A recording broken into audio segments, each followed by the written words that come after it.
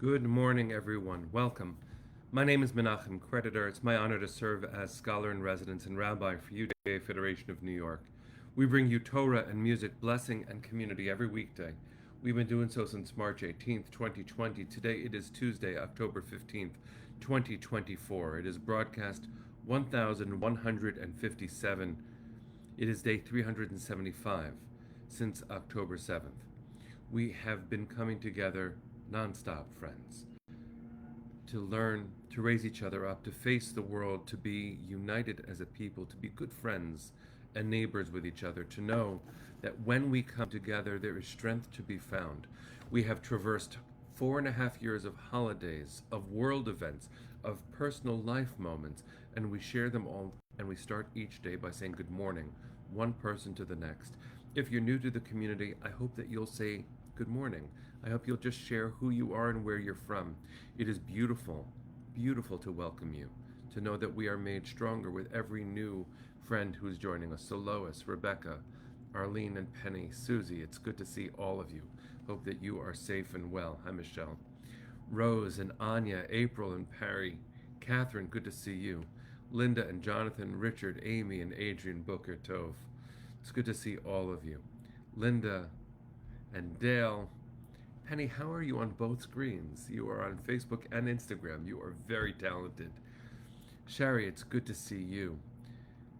Barbara and Debbie, Deborah and Helen, Ashley and Natalie, Booker Tov. Hi, Cecile. Debbie, it's good to see you. Hi, Jack. Good morning to Columbus, Ohio. Barbara and Carl. Carl sending love to Lawrenceville, New Jersey. Good morning, Rebecca. Really lovely to see you. Linda and Carolyn. Stan, good to see you. I'm waving down the block in White Plains. Chana and Susan, Julianne, Boker Tov. All right. Cassandra and Ron, good morning, everybody. Let's take a breath. Let's sing a blessing. Learn a little bit of Torah. Here we go.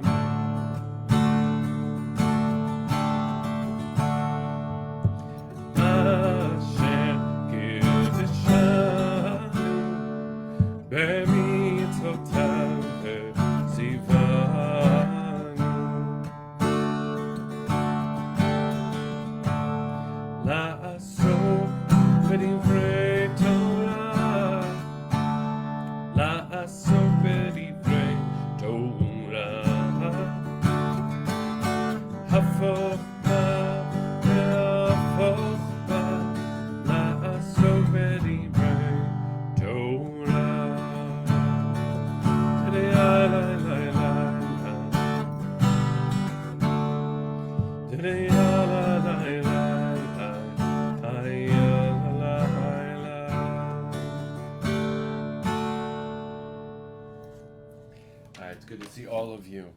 Bensy sending love to Los Angeles. And Fran to the Upper West Side. Nice to see you. Marlene, lovely to see you. I don't think that I recognize you saying hello before, so it's really nice to see you. Welcome, welcome. Lydia and Ellen, Blair, good to see all of you. All right, let's take a breath. We are in the days between Yom Kippur and Sukkot.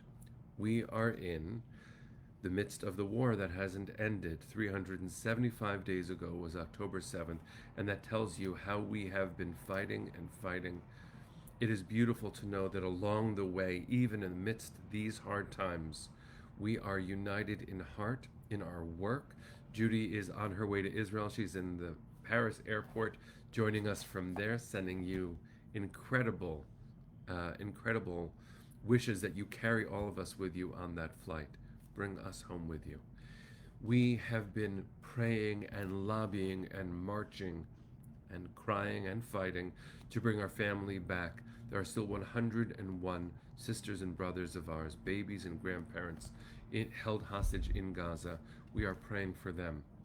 So during these days between Yom Kippur and Sukkot, there isn't a special name for them, but we are building a sukkah. Mine is built with walls, but not with schach, not with a roof yet.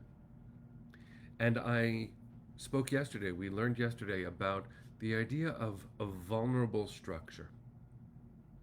And that very much is what our people has been, a beautiful, strong, vulnerable structure. And we are reminded of our lives in antiquity when we lived in tents, just like Sukkot. They were called Sukkot during our journey through the desert for 40 years. That's all we had. And so, even though, please God, we are blessed to be in strong, permanent homes, we know what it is to have lives uprooted. In fact, I had the experience as a pulpit rabbi in Berkeley, California, for 11 years. It was a true blessing to serve this community. And the design of the synagogue was done by a phenomenal architect, a member of the shul. He himself wasn't Jewish, but his soul and his family were. And he studied the Torah to understand the way the colors interacted, the way the light was called to flow. Blair Prentice is his name. If you want to look him up, he is a very famous architect, also known for his mastery of color. And when he added the final component to the sanctuary, it was the Aron Kodesh, the ark that held the Torah. And he wanted to design it based on the Mishkan, the temporary tabernacle in the desert when we lived in Sukkot. And I remember being so struck by the artistry, the colors, the incredible love embodied in every plank, in every part of the tent. It really was a tent with stripes, and no metal was really used in its construction other than the screws holding the planks down.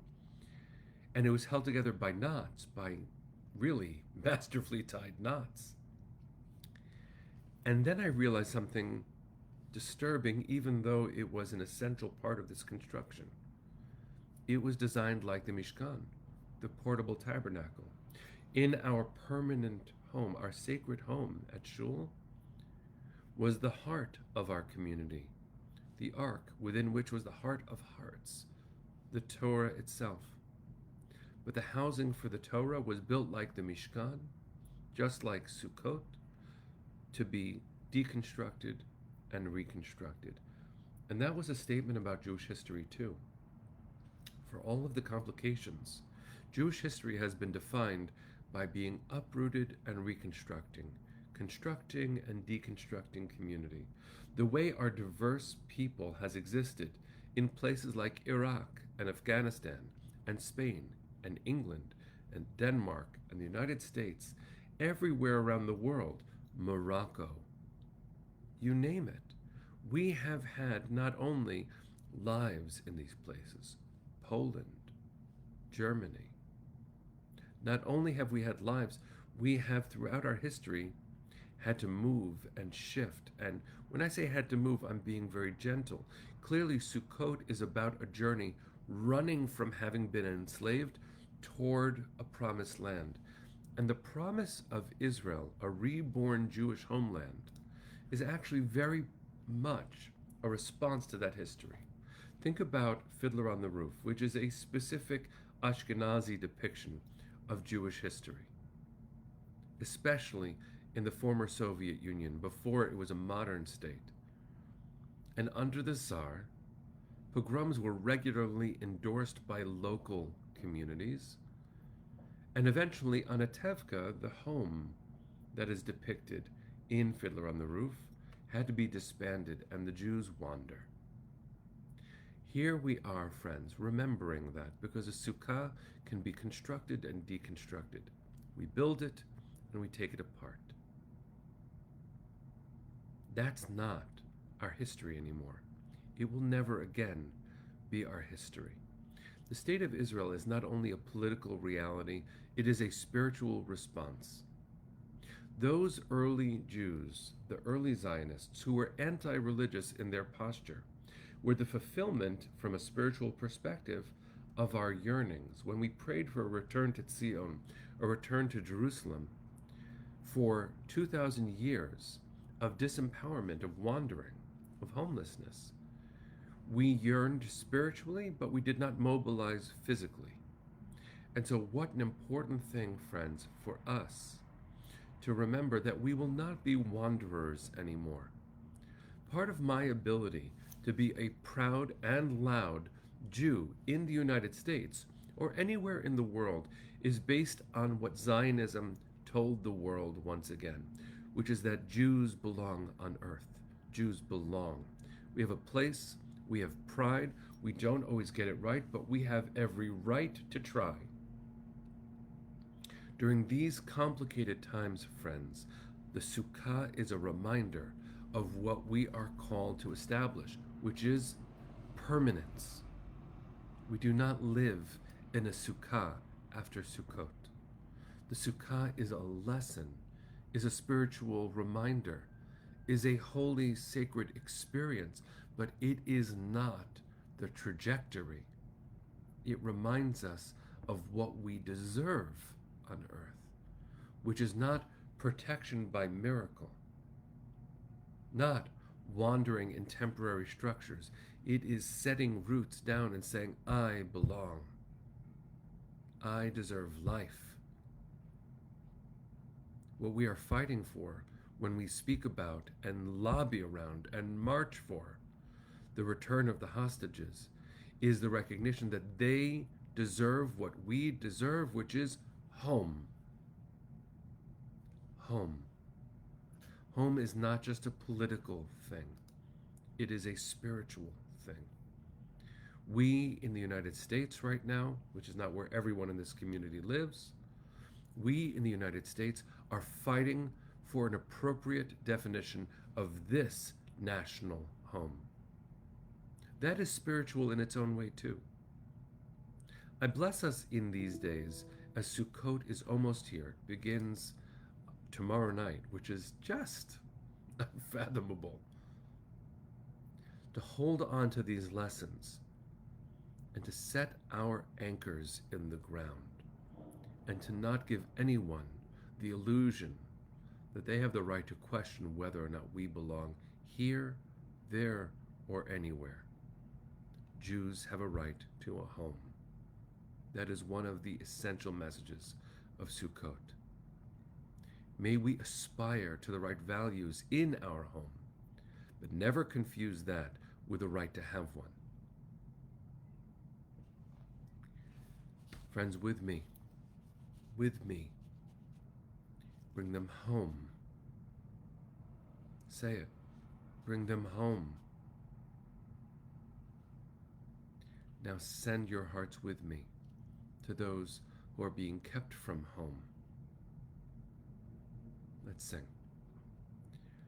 Kol hod baleva pnima nefesh Yehudi homia ulefatei mizrach kadima ayin letzion Sophia od lo avda tikvateinu hatikva bat shnot alpayim liot am chofshi be'artzeinu Eretz Zion v'Yerushalayim Liot am chofshi be'artzeinu Eretz Zion v'Yerushalayim. Bring them home now. Am Yisrael Chai. See you tomorrow, friends. Take care.